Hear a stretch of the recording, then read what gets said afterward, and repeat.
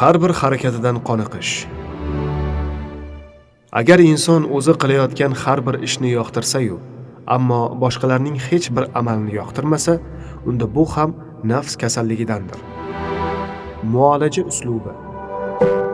Nafsni hamisha haq bo'lavermasligiga o'rgatish bu illatdan qutulishning yo'li sanaladi. Chunki nafsul ammora ko'pincha yomonlikka buyuradi.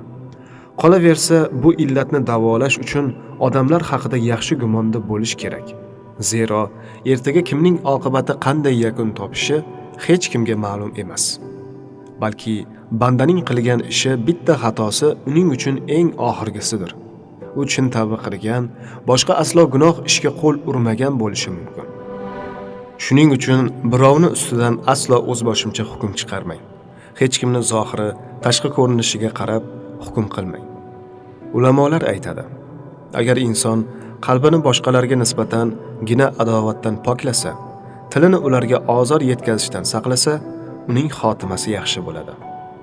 Shayx ibn Sa'di rahimahulloh: banda hamisha Robbisidan iymoni mustahkam va xotimasi go'zal bo'lishini yolvorib so'rashi lozim, degan.